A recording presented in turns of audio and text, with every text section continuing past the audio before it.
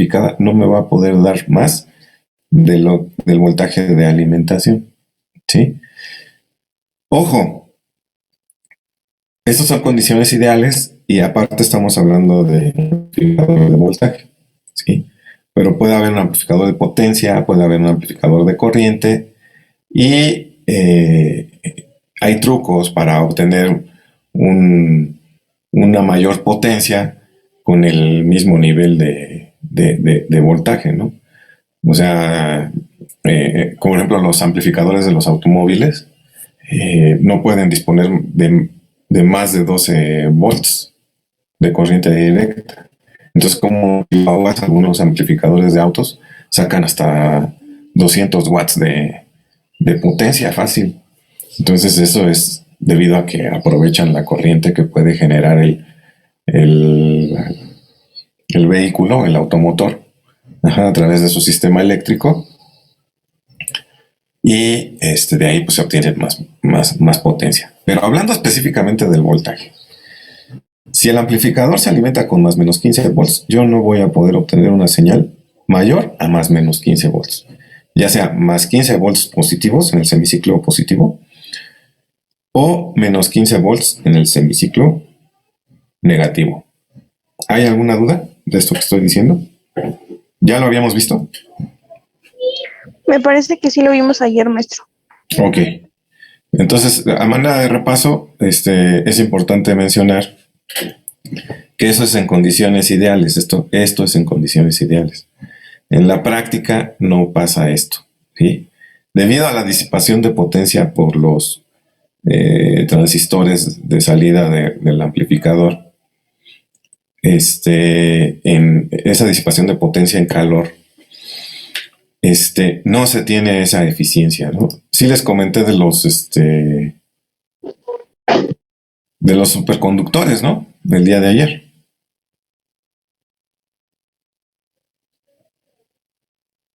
¿Sí o no?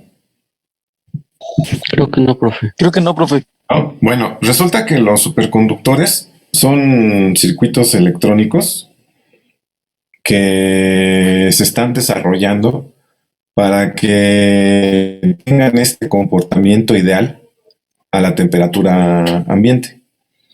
Resulta que si ustedes, o sea, ahorita ha habido estudios donde ciertos componentes a la temperatura del cero absoluto tienen un comportamiento muy, muy eficiente. Por eso se llaman superconductores. Los transistores y los dispositivos que se utilizan hoy en día son semiconductores. Entonces los superconductores lo que hacen es que tienen un comportamiento casi ideal. Ajá. Y entonces tienen menos pérdidas, menos disipación de potencia en calor. Entonces son más eficientes. El problema es de que eso se da solamente a temperaturas del cero absoluto o a temperaturas muy bajas.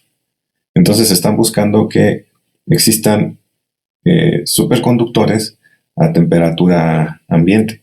El día que lo logren, pues va a ser una revolución tecnológica tremenda. Sí, muchachos.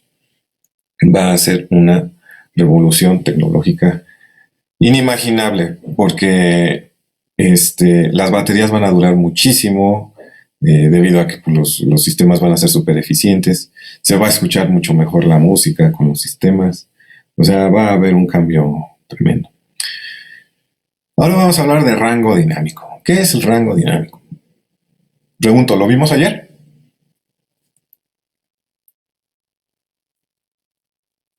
Creo que no.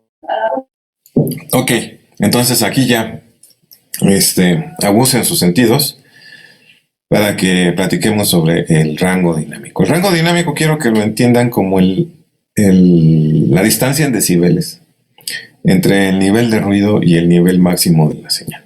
¿Sí? Distancia en decibeles que hay entre el nivel de ruido y el nivel máximo de la señal. Partiendo de eso, nosotros podemos conocer el rango dinámico de nuestro oído, o lo conocemos. Sí podemos, pero creo que la mayoría no sabemos. Ok, bien, buena respuesta. Aquí, nivel de ruido sería el umbral de audición. lo mínimo que nosotros podemos escuchar. Hablando de presión sonora, o sea, la presión sonora, ¿qué valor tiene en el valor mínimo de audición? 20 micropascales, ¿no? Y el nivel máximo de señal que podemos recibir en nuestro oído son 20 pascales. Entonces, eso pasándolo a decibeles, la relación que hay entre el umbral de audición y el umbral del dolor, ¿cuántos decibeles son? Son 120 decibeles. Ya habíamos hecho el cálculo la primera vez que vimos la fórmula de 20 veces logaritmo. Nivel de presión sonora igual a 20 veces logaritmo de presión 2 sobre presión de referencia, o presión 1. En este caso, la presión de referencia era 20 micropascales. Entonces, con eso nosotros obtenemos el rango dinámico que es de 120 decibeles para nuestro oído. Aquí la diapositiva, y quiero que le tomen foto, dice, muestra el margen de amplitud útil que presenta un circuito, equipo o proceso. Todos los equipos tienen un rango dinámico, todos. Está limitado por el nivel de ruido y el nivel máximo de la señal. Ya sabemos cuál es el nivel de ruido y cuál es el nivel máximo, ya los vimos anteriormente. A manera de ejemplo, yo tengo que una transmisión analógica de FM tiene, por ejemplo, un rango dinámico de 50 decibeles. Una cinta magnética sin reducción de ruido tiene unos 60 decibeles. Y un audio digital a 16 bits tiene 96 decibeles. Entonces, no quiero contradecir a la gente que le gusta escuchar los discos de vinil y que dicen, el disco de vinil se oye mejor que el disco compacto. No los quiero contradecir. Pero recuerden que en esto del audio hay muchos mitos. ¿Sí? Y es diferente decir, cierto sistema se escucha mejor que otro sistema cuando no se tienen los conocimientos científicos que puedan respaldar esa afirmación. Es diferente entonces decir, ¿suena mejor? A me gusta más o prefiero cómo suena el otro sistema, ¿no? Entonces, desde mi punto de vista, aquí hablando del rango dinámico, pues ¿cuál es mejor? Definitivamente, ¿quién? El audio digital a 16 bits. ¿Sí? Y eso estamos viendo ejemplos reales, porque algunas tablas, más adelante les voy a enseñar otras tablas donde de plano se vuelan la barda, ¿no? O sea, dicen que el audio digital tiene un rango dinámico teórico de 140 decibeles o hasta más. Y la cinta magnética sin reducción de ruido 100 decibeles o 120 decibeles. Y no, sin reducción de ruido no se puede. Esto depende. Recuerden que la cinta magnética se escuchaba un ruido que pues fue el que por eso salió el ruido blanco. El famoso hiss, ¿no? Que se escucha en las grabaciones de cinta, ¿no? Entonces eso hace que se disminuya el rango dinámico porque el ruido está muy alto. Sí, está muy alto. Entonces eso va a generar que se disminuya el rango dinámico. Sigamos. Nivel de referencia se va a conocer también como nivel nominal. Es el nivel considerado como punto de operación óptimo porque otorga un margen suficiente a través del nivel máximo de la señal. Hagan de cuenta que es el nivel normal. Si estuviéramos hablando de nuestra voz, el nivel de ruido es cuando nos quedamos callados y todos los sonidos que escuchamos. Ese es el nivel de ruido. Si nosotros lo midiéramos con un sonómetro y que nos estuviera dando los resultados del sonómetro de lo que estamos midiendo, veríamos a lo mejor un ruido de fondo de 50 decibeles, 45 decibeles, 60 decibeles, a lo mucho, si está muy ruidoso. Y el nivel promedio al que estoy hablando, ese es mi nivel nominal, ese es mi nivel de referencia. Y si yo grito a todo lo que doy, si yo grito muy fuerte a todo lo que doy, con toda la fuerza que tengo, grito, ese va a ser mi nivel máximo de voz. ¿Sí me explico? Entonces hay diferentes niveles. Sobre esto de los niveles de referencia es importante mencionar que hay en audio, a nivel de señal, hay diferentes niveles de referencia. Los niveles de audio se pueden clasificar en términos generales como nivel de línea, nivel de micrófono, nivel de instrumento y nivel de potencia. En futuras clases les voy a enseñar esto, a qué se refiere. ¿Sí? Voy a dedicar más tiempo, me refiero... Va a ser un tema específico esto de los niveles porque es importante entenderlos, ¿sí? Les puedo adelantar de eso, de que, como ejemplo, en el audio profesional, los valores de nivel de referencia son más 4 dBus y 0 dBus. Son un tipo de decibeles referidos a un voltaje de entrada. ¿Sí? Y el valor de menos 10 decibeles o menos 10 dB se reserva para equipo de consumo doméstico, o sea, los equipos de audio que tienen en la casa, ¿no? Ok. Techo dinámico. El techo dinámico, también conocido como headroom, es el margen entre el nivel de referencia y el nivel máximo de señal. ¿Sí? Para que me dé a entender, aquí está la gráfica. Quiero que copien esta gráfica y anoten lo que les voy a explicar. De aquí, del nivel de ruido al nivel máximo, ¿cómo quedamos que se llamaba?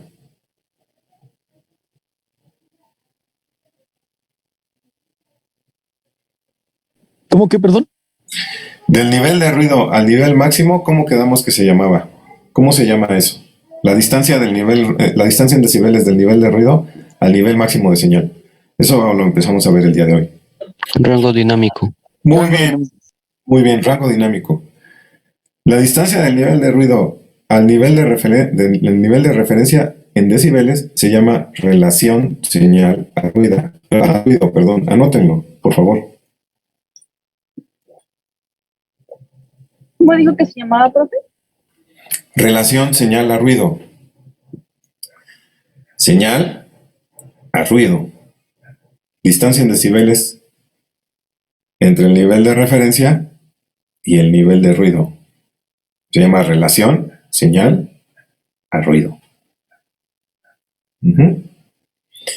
La distancia en decibeles que hay del nivel de referencia al nivel máximo que puede manejarse con esa señal se llama techo dinámico o headroom o tolerancia. Acá está. Headroom. ¿Vale? Headroom. ¿Dudas? ¿Podrá repetirlo, profe? ¿Lo repito todo? Sí, maestra, porfa. Ok. Distancia en decibeles entre el nivel de ruido y el nivel máximo de la señal, rango dinámico. Distancia en decibeles entre el nivel de ruido y nivel de referencia o nivel nominal se llama relación señal a ruido.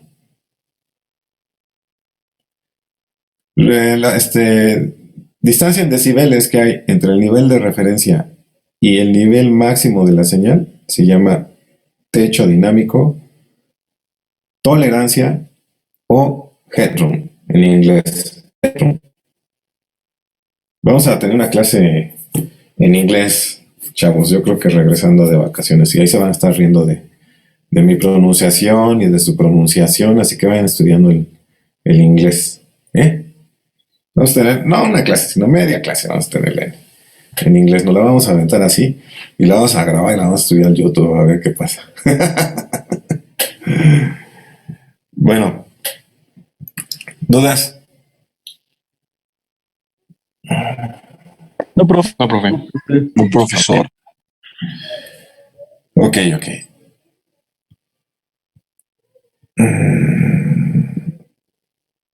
Acá está lo que les decía de relación señal a ruido, es la distancia en decibeles entre el nivel de ruido y el nivel de referencia.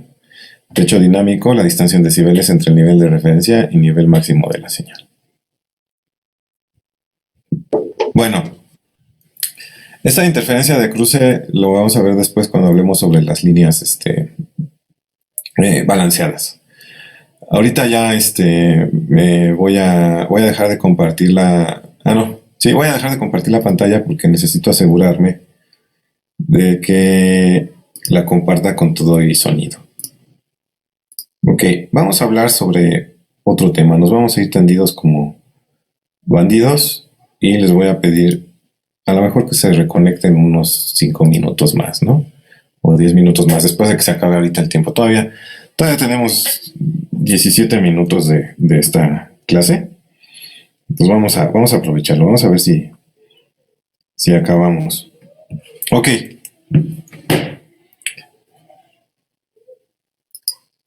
Resulta, muchachos, que hace tiempo, de esto que les estaba mencionando, hay algo que se llama guerra de volumen.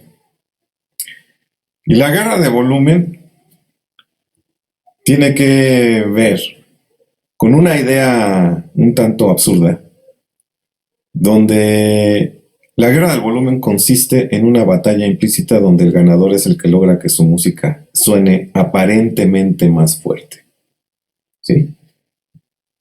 Y eso se dio entre los productores de programas de radio en los finales de la década de los 80, tanto en México como en Estados Unidos y en algunos otros países del mundo, donde al momento de cambiar de una estación a otra había unas diferencias en volumen. Si ustedes escuchaban, por ejemplo, por decirles una frecuencia 88.1, escuchaban una canción y luego estaba tan de moda esa canción que la escuchaban en otra, o sea, cambiaban de estación y digamos en 107.3 y la misma canción se escuchaba, pero se escuchaba más fuerte. Entonces, lo que hacía que los dueños de las estaciones de radio pensaran que el hecho de que se escuchara más fuerte era de que era algo mejor, ¿sí? Que se escuchara más fuerte. Y eso no es cierto, porque al momento en que se hacen que se escuchara más fuerte, usaban equipos que se llaman compresores de audio, y no me estoy refiriendo a comprimir los datos digitales, porque ni siquiera todo el material lo tenían en CD, sino había cintas analógicas. Me refiero a la compresión dinámica. Hay unos aparatos que se llaman compresores y esos compresores limitan, controlan la forma en cómo se va a mover en la amplitud de la señal, la dinámica de la señal. ¿Eso qué quiere decir? Que los sonidos que se escuchen muy fuertes, de todas formas se van a escuchar al mismo nivel que los sonidos a un nivel bajo. ¿Sí me explico? Y vamos a tener toda una plasta de música ahí sin tener un rango dinámico. Entonces, ahorita lo que les quiero dar a entender, esto no viene específicamente en el programa, pero es algo que yo quiero que entiendan por cuestión cultural y por cuestión de entender cómo deben de apreciar la música también. Vean esta gráfica. Y esta gráfica nos muestra la zona verde. Esta, por ejemplo, es la que más rango dinámico. De todas estas melodías, esta es la que más rango dinámico tiene y esta es la que menos rango dinámico tiene. Quiero hacer el énfasis. Quiero hacer el énfasis, muchachos, de que no estoy criticando a ninguno de los grupos, ¿eh? O sea, yo mis respetos para todos estos grupos, ¿sí? Son sus... Pues para no meterme en problemas de gustos musicales. Estamos hablando de cuestiones meramente técnicas, ¿estamos de acuerdo?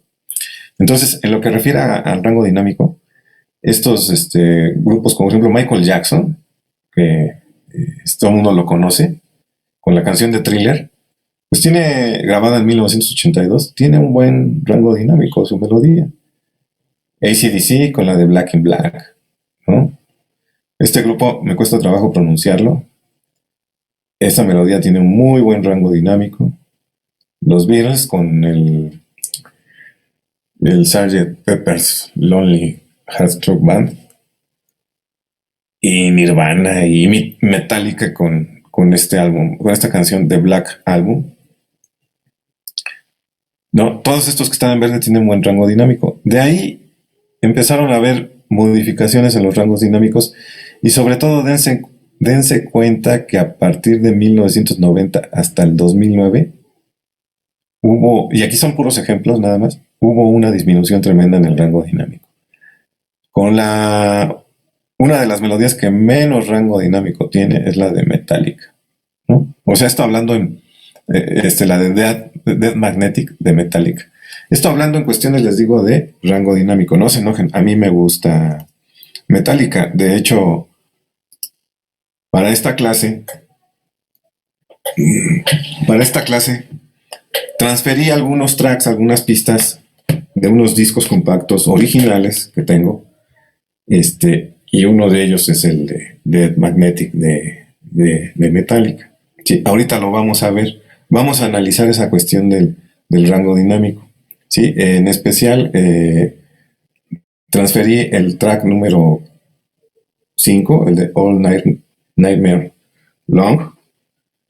Y también vamos a platicar sobre un poquito de música clásica y su rango dinámico, como ejemplo el bolero de Ravel.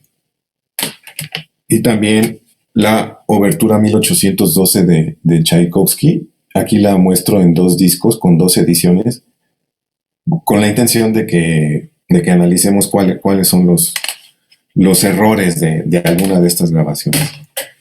Y también voy a empezar con este disco. Si se fijan, es exactamente el mismo disco. La única diferencia es que lo imprimieron diferentes casas disqueras en diferente tiempo. Este es de Sony Music del año 1900. La edición es del año 2015, remasterizada. Y este es de 1986, de la Polydor Records. Ajá, dime. ¿Qué quiere decir remasterizado?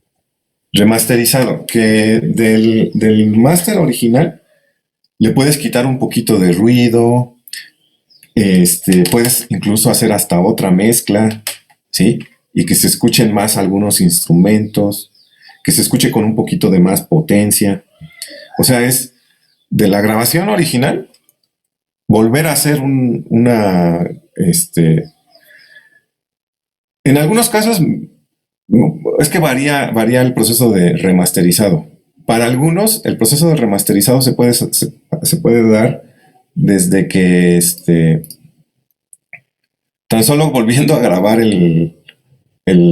volviendo a reeditar el disco con más bajos y con menos rango dinámico, ya le llaman remasterizado, algunos. Pero lo correcto es irte a las 36 pistas originales o las 30 y tantas pistas que se grabaron originalmente o la N cantidad de pistas donde se grabó cada instrumento por separado. Eliminarles el ruido lo más que se pueda, si es que así se requiere, si es que así se necesita. El ruido de fondo de las cintas, porque estamos hablando de cintas de carrete abierto de 30 y tantos tracks, que eran, no sé si se acuerdan, ¿vieron la película de Bohemian Rhapsody? De la vida de Freddie Mercury y el grupo Queen. Bueno, ahí salen unas grabadoras de carrete abierto. Espero mostrárselas, capturar la escena donde salen ahí que están grabando en el granero o ahí que se fueron a grabar lejos y que improvisaron un estudio. Bueno, sale una grabadora de carrete abierto ahí, ¿no? De pistas separadas, porque así grababan los